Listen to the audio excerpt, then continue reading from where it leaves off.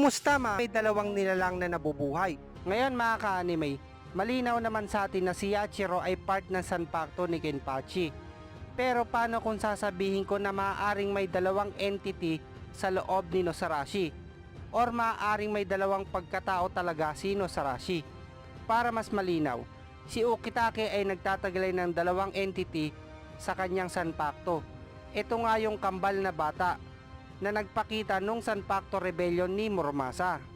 Ganon din kay Kirako na may dalawang nabubuhay na nilalang sa kanyang Sanpakto. Pero sa huli ay ipinagtapat niya na ang isa ay para talaga kay Nanao. Another example ka anime, si Renji ay may iisang espada pero may dalawang nilalang sa kanyang Sanpakto. Ito ay may anyo ng isang adult form at isang batang anyo. Ngayon ka anime, ipapaliwanag ko nga muna kung paano ko nasabi na may dalawang pagkatao si Nosarashi. Balik tayo sa first battle ni Kenpachi sa laban niya kay Ichiko. Sa part na ito, ang Sanpakto ni Kenpachi ay tinatawag siya pero hindi niya nga ito naririnig. Napansin din ito ni Ichiko at ni Sangetsu.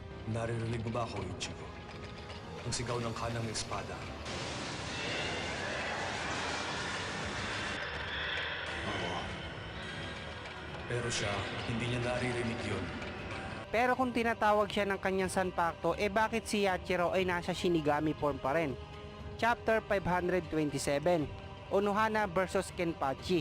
Ang laban na ito ay masasabing nakatadhana dahil kinakailangan ito ni Kenpachi upang maalis ang kanyang mental block at tuluyang ma-unlock ang kanyang Sanpakto.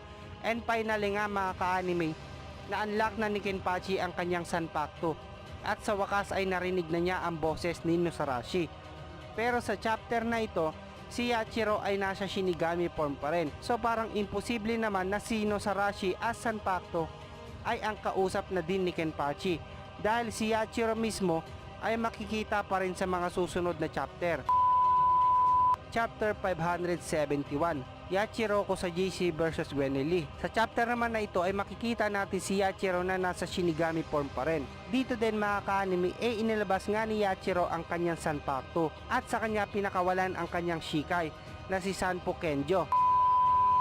Chapter 577, Kenpachi vs Gremi. Nagpakawala si Gremi ng isang malaking meteor na kahit na ang mga Eastern Ritter ay nagtataka kung bakit niya ito ginawa dahil maaari nga silang madamay sa ginawa niya. At for the first time mga ka-anime, pinakawala ni Kenpachi si Nosarashi. Nakita nga ito ni Yachiro at biglang nag-flashback sa kanyang isipan ang unang araw na magkita sila ni Kenpachi sa Rocky. Sa mga hindi pa nga nakapanood ng Kenpachi vs Gremi at Yachiro Kusajishi vs Gwenly, ay iiwan ko na nga lang ang link sa baba mga ka-anime para mapanood nyo din. Chapter 668, tumulong si Kenpachi na labanan ang Gerard Valkyrie. Dito din ka-anime ginamit na nga niya ulit ang kanyang Shikai na si Nosarashi.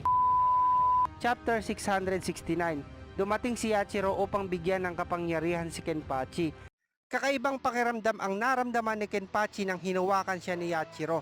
At sa unang pagkakataon ay tinawag nga ni Kenpachi ang kanyang Bankai. この力の名前はね、挽回だよ。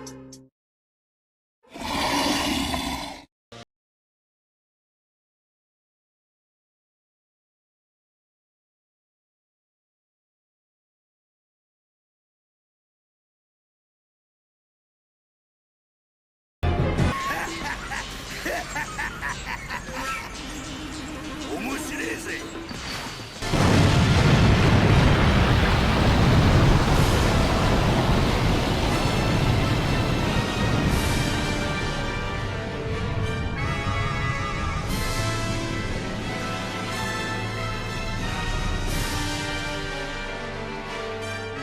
Isang pagsabog ng Reiatsu ang naganap kung saan kahit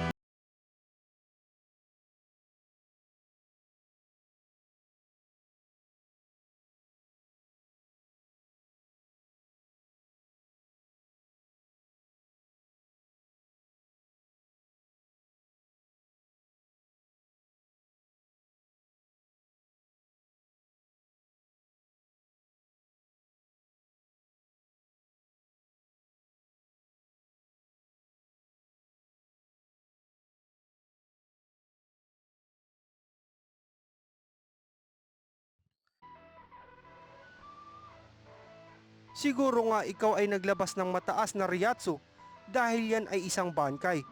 Pero ang ganyang transformation ay wala pa ring silbi. Nakakadismaya ka lamang.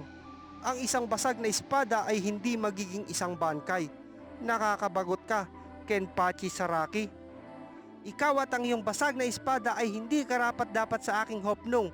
Para sa mga ka-anime ko na napapaisip kung ano ang Hopnung ay isang salitang German na ang ibig sabihin ay pag-asa.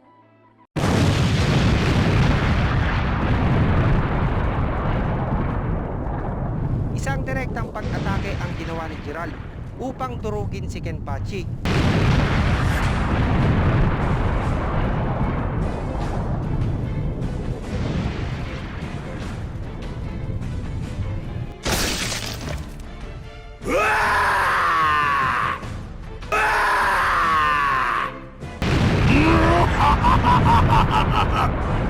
Hindi ba't sinabihan na kita na ang pagputol sa aking braso ay baliwala lamang?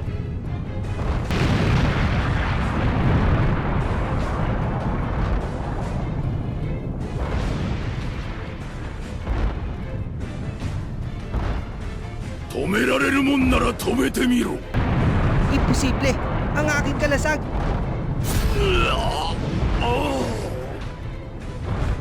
Imposible ito! Anong klaseng kapangyarihan ito?